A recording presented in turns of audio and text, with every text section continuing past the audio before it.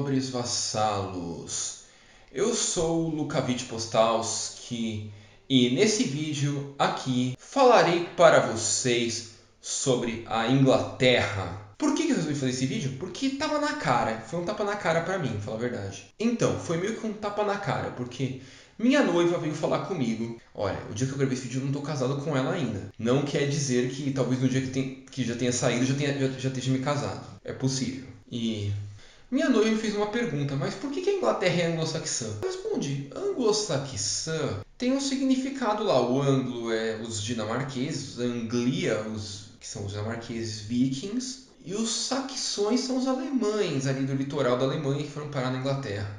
E aí eu percebi uma coisa, muita gente tinha perguntado isso antes já pra mim, eu não tinha explicado direito, e é uma coisa muito interessante de se falar, porque a Inglaterra é muito mais complexa do que o anglo-saxão, como a gente costuma falar. E por sinal, o anglo-saxão é uma partezinha da Inglaterra que não deve resumi-la, de tanto que... Vamos lá falar de história. Primeiramente, a Inglaterra, como eu já disse antes, é um país de base e origem celta.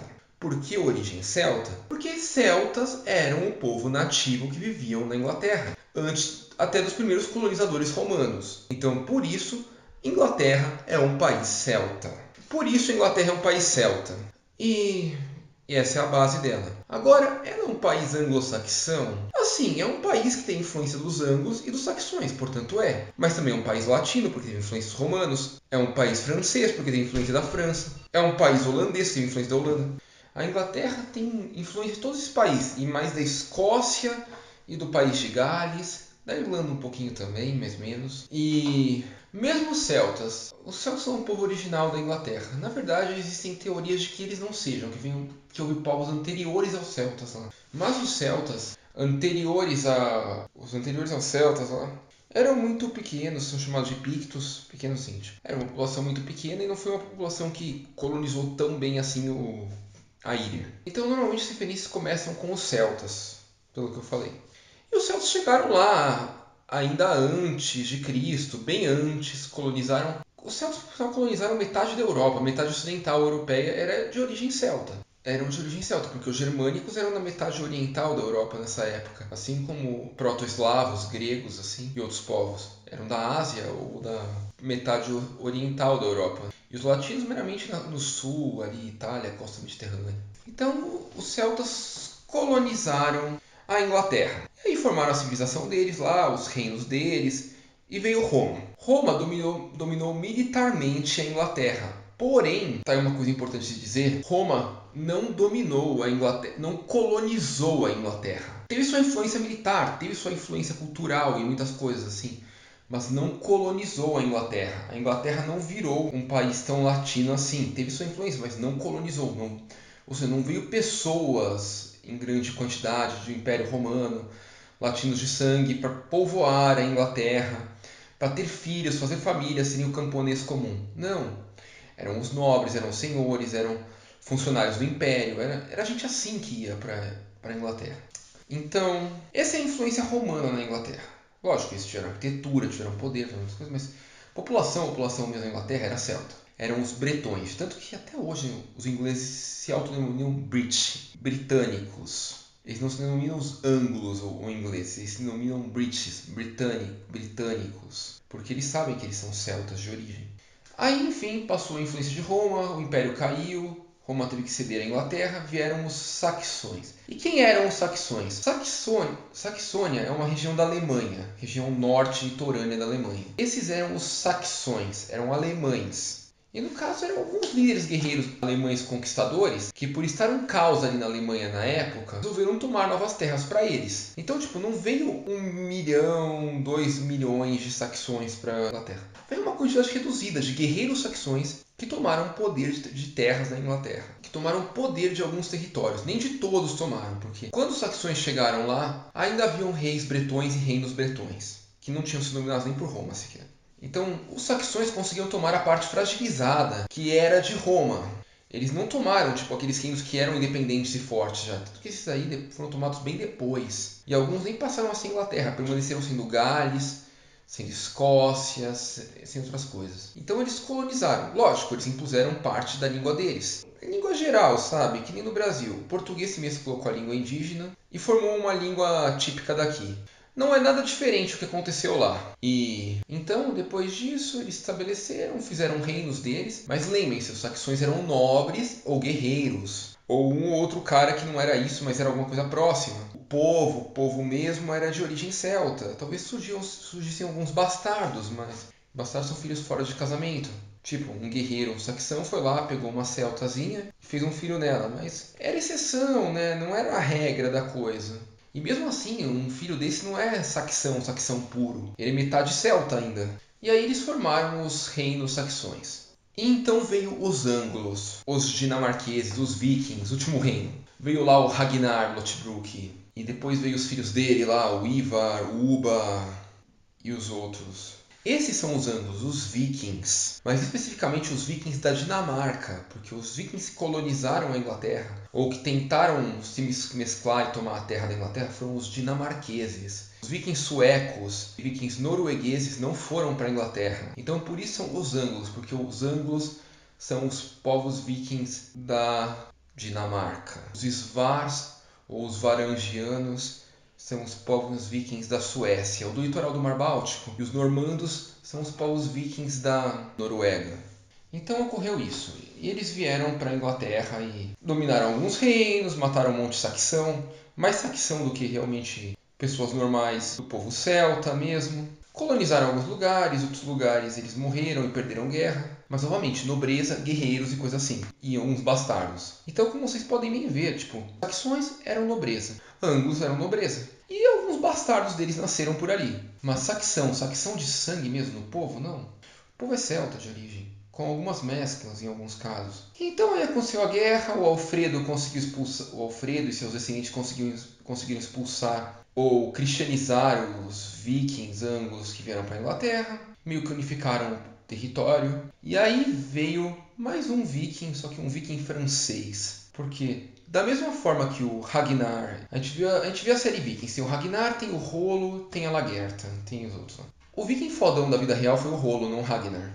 E ele foi fodão porque ele fez uma coisa muito foda, ele se tornou duque da Normandia. E posteriormente criou a linhagem real Plantageneta. Para quem entende de Inglaterra medieval, sabe o que eu estou falando. Ele criou a família real inglesa que realmente unificou a Inglaterra e dominou Gales e coisa assim. Então o Rolo foi o viking fodão. Ele teve o seu descendente, filho, neto, bisneto, Guilherme, da Normandia. E esse cara, que já tinha se tornado rei da Normandia, porque a Normandia se separado, tornou um reino independente da França, dominou a Inglaterra e tirou a dinastia saxã e trouxe nobres da Normandia, ou seja, mestiços de franceses com noruegueses. E desde então os saxões e saxãos e anglos passaram a ser baixa nobreza da Inglaterra, ou uns bastardos aí no meio. Lógico, como sempre, geraram novos bastardos e mesclaram um pouco, mas eles se tornaram nobres apenas e algumas outras coisinhas. E desde então, o que aconteceu? A dinastia Plantageneta reinou durante um tempo, fez guerra com a França, porque a França quis recuperar a terra dela, que havia cedido a eles, e recuperou. Então, com essa guerra, a dinastia Plantageneta foi meio que extinta após ela. Então começou a guerra entre as casas York e Lancaster. Ninguém sabe ao certo de qual sangue é a casa York ou a casa Lancaster. Exatamente se é mais saxão, se é mais anglo, se é mais normando, se é mais francês. Ninguém sabe. Mas eram nobres da Inglaterra. Dizem que os Lancasters tinham uma coisa mais próxima da França. Era uma coisa mais francês, mas francês mesmo, não francês normando. Dizem que os Yorks eram mais normandos, e ainda assim não tanto saxão ou anglo, mas tinha um pouco mais de anglo e saxão neles do que nos Lancasters. Conclusão, a guerra ocorreu, os dois se mataram. Poderia fazer um vídeo inteiro só sobre Guerra das Rosas, que é muito legal esse tema. Mas os dois se mataram e a dinastia Tudor assumiu. E quem era a dinastia Tudor? A dinastia Tudor era a família que controlava o país de Gales. Sim, uma dinastia galesa. Eles eram reis, propriamente dito? Não, porque nesse momento, quando os plantagenets dominaram a Inglaterra, eles dominaram Gales também. Então eles eram meio que vassalos do reino da Inglaterra, mas eles eram celtas de sangue e completamente de origem galesa, não tinham nada de inglês. E desde então, essa dinastia Tudor, a dinastia galesa, assumiu a Inglaterra. E isso foi o final da Idade Média, cara. Aí a Idade Média acabou. E havia uma dinastia, logo no final da Idade Média, que havia substituído a dinastia Bruce da Escócia, porque durante a dinastia Tudor, a Inglaterra havia tomado a Escócia, mas que depois a Escócia havia sido retomada pela dinastia Stuart. E essa dinastia Stuart, posteriormente, por questões de casamento e pelos Tudors não terem mais herdeiros, acabou se tornando a dinastia da família real inglesa. Ou seja, a dinastia da Escócia, depois da dinastia de Gales, passou a ser a família real da Inglaterra. E posteriormente, depois de as revoluções liberais, as ideias republicanas tomarem a Inglaterra, a dinastia Stuart caiu. E eles colocaram uma dinastia simbólica na Inglaterra, que é a dinastia Orange, que é a dinastia da Holanda. Então sim, a confusão que vocês viram aqui é o que é a Inglaterra. Mas percebam uma coisa, em qual momento a Inglaterra deixou de ser realmente celta? E quando eu falo deixou de ser, não é deixou de ser governada, mas deixou de ser de sangue realmente celta. Vamos supor assim, existiram alguns facções, existiram. E ainda existem facções na Inglaterra, ou pessoas de origem saxã na Inglaterra. Existiram anglos na Inglaterra? Existiram, e ainda existem pessoas de origem anglo na Inglaterra. Existiram franceses na Inglaterra? Existiram, ainda existem pessoas de origem francesa na Inglaterra. E de muitas outras origens. Mas, percebam, se somarmos os bastardos, a proliferação deles e coisa assim, a soma de todos esses grupos diferentes que não são ingleses de origem celta não deve dar 50% da população. Então deve dar 50% da população inglesa. E quando eu falo inglês, eu falo inglesa mesmo, Inglaterra. Não Gales, não Escócia, não Irlanda do Norte. Eu falo inglesa mesmo. Não deve dar 50% da população do sangue inglês. Por isso que eu falo que a Inglaterra é um país de sangue celta. Porque originalmente ela é celta também. Ah, mas eles falam língua com influência alemã, com influência nórdica. Sim, eles receberam influência de todo que é lugar do mundo que tomou o poder deles. É verdade. Mas eles ainda preservam muitas características de língua celta. Olha como é as regras gramaticais do inglês. A maior parte das palavras não tem regra gramatical alguma. Os sons são todos torcidos, tipo aqueles montes de o, não sei o que, um monte de verbo irregular. Isso é tudo característica de língua celta.